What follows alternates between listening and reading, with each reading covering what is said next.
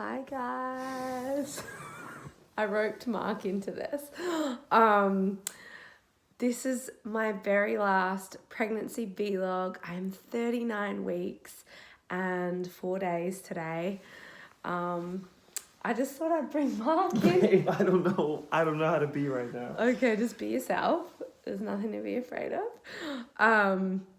Just because I feel like we've been talking a lot about the birth and about her coming, and I wanted Mark to give some reflections on like your headspace as a partner, and you're about to watch me go through this experience where I'm birthing our baby, and just I want to know how you're feeling.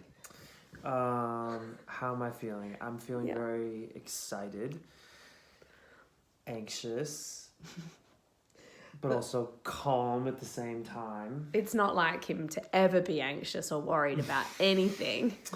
I just wanted to be here already. But I also feel like I'm with a professional mama, birther. So that makes me feel More pressure for me. more relaxed. It's not our first rodeo, but I am.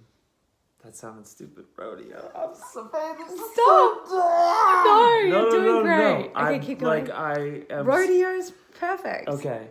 They get it.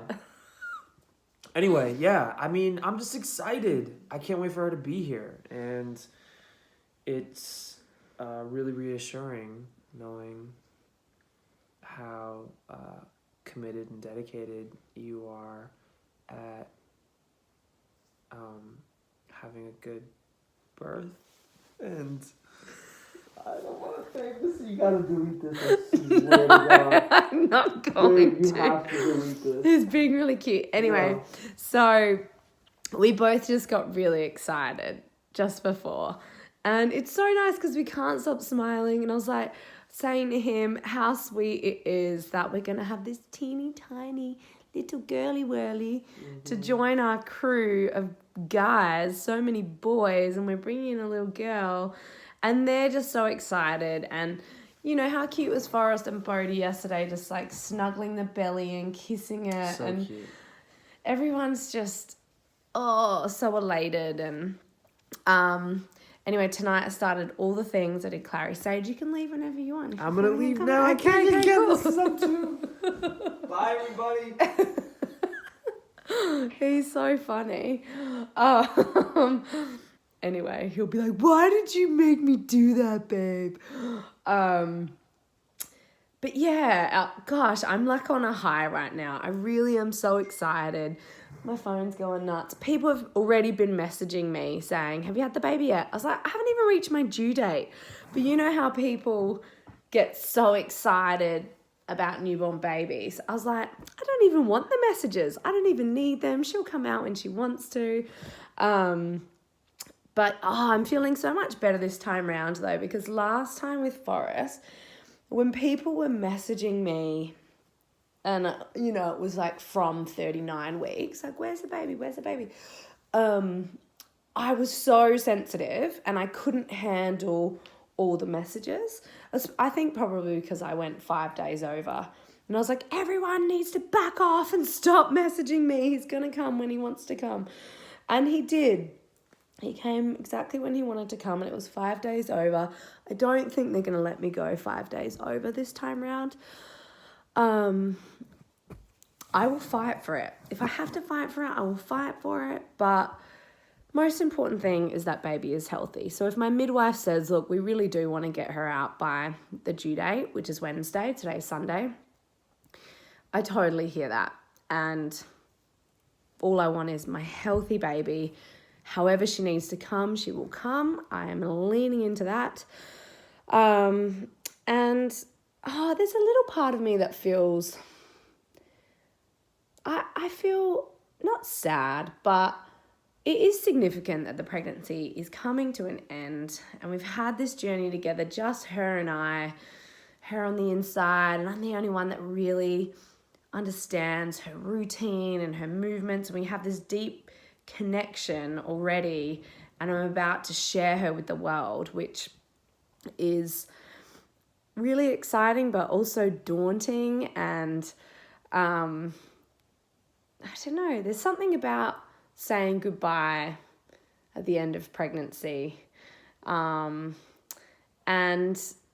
I'm sure I'll be so happy to have my body back and to be able to sleep on my tummy again and just be a little bit more physically comfortable.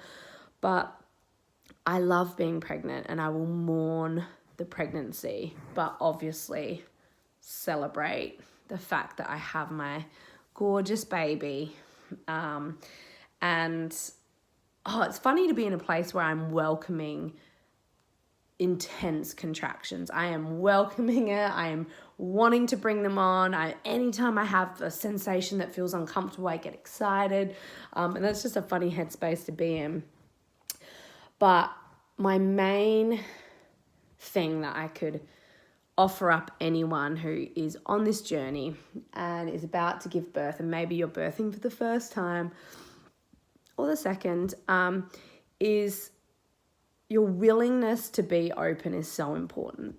Just to, be open in every sense of the word, but in terms of just your mind state and where you're at, and not putting too much expectations on the birth and on how it's going to look, because my first birth did not look the way I thought it would. I had such a strong expectation. I knew exactly how I wanted the birth to go, and then it didn't go that way.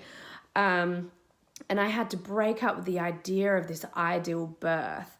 And then with Forrest, I had the dreamiest birth I could have ever imagined up. And that was its own individual experience. And I think with this little one, I'm welcoming whatever it is. However she wants to come, I am welcoming it. I'm going to go along with the ride. I'm just going to let it be. And I was watching a birth video the other day, and I noticed that the woman, she was about 4 centimeters long, and she was her whole body was super tense during the contractions. And I remember that feeling of wanting to fight against the contractions. But what I'm reminding myself, and I think it was probably the best piece of advice I got going into my second birth, and I really applied this, and I think that's why I had such an easier birth and it was really quick, was instead of holding on when you have contractions and being stiff and fighting and being like, no, like even just using the words, yes, thank you. I was sighing, I was sweetly sighing, like, every time they came. I really was just embracing them and welcoming each wave, and the intensity was getting stronger and stronger. And I remember I would even vocalize the word, yes, thank you, baby, thank you, body. And they were such productive contractions, and I didn't have any of the push-pull thing that I think I had with Bodhi, because I was trying to be so in control with Bodhi. And I remember feeling myself tightening up when I got a contraction, and it was just night and day between birth 1 and birth 2.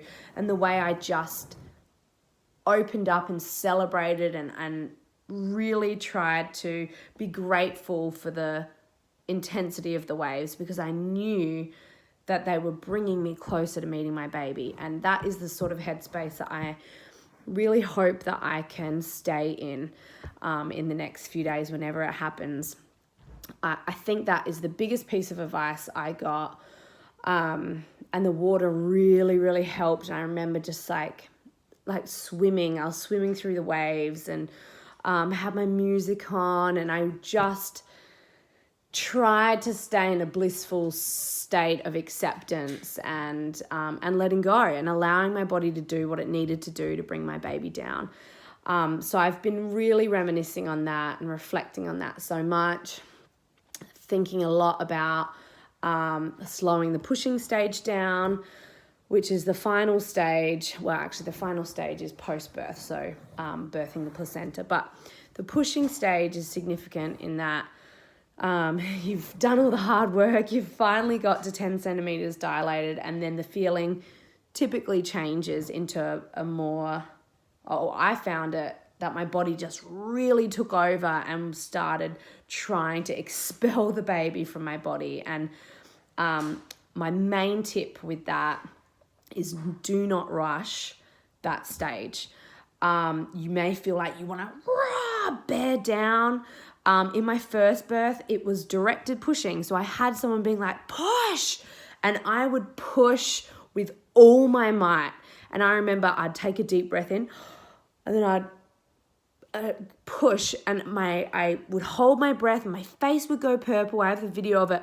I burst all the capillaries in my face, and they weren't as productive pushes as the ones I did with Forrest. And with Forrest, I did really small, concise pushes. I pushed 3 times, but in between the pushing, and it was 3 like small pushes, and between the pushing, I was using a technique to try and keep everything feeling loose and open, which was doing the horse lips in between the contractions, and panting, which is something that I've learned from Ina May Gaskin, but also my first midwife, the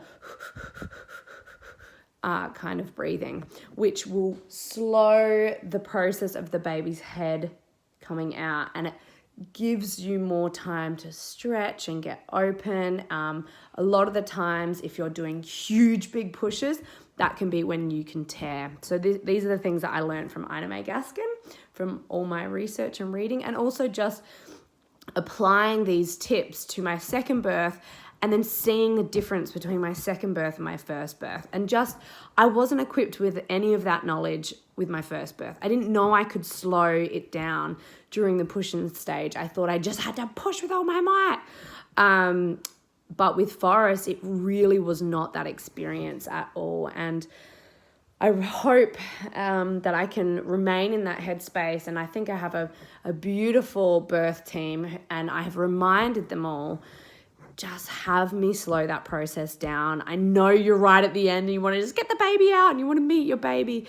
But in terms of the well-being for your body, unless you're being told like, oh, we really need to get the baby out right now, I think it's okay to allow yourself the time to bring the baby out in the most gentle way you can. And that is my 2 cents worth, take it or leave it.